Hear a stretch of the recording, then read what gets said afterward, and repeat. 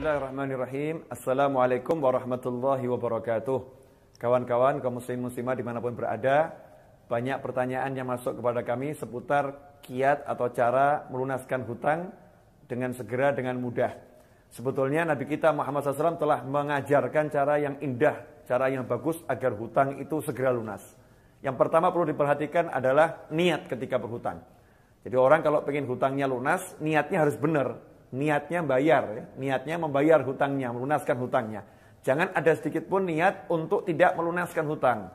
Atau bahkan sudah punya uang, kemudian menunda-nunda nanti saja, dimanfaatkan untuk kepentingan yang lain yang nggak penting.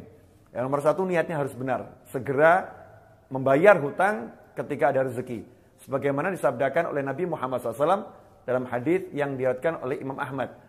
Man istadana dainan ya'lamullahu azza wa jalla minhu annahu yuridu ada'ahu addahullahu anhu.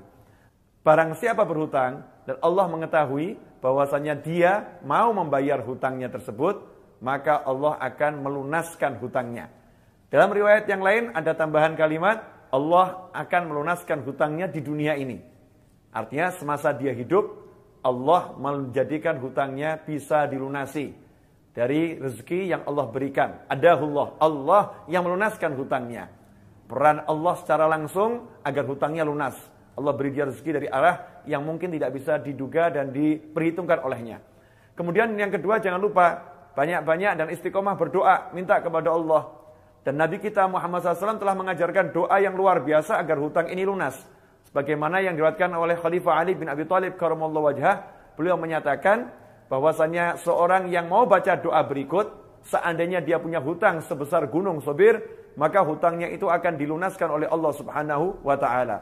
Apakah bunyi doanya? Bahwasanya seorang yang mau baca doa berikut, seandainya dia punya hutang sebesar gunung Sobir, maka hutangnya itu akan dilunaskan oleh Allah Subhanahu wa taala.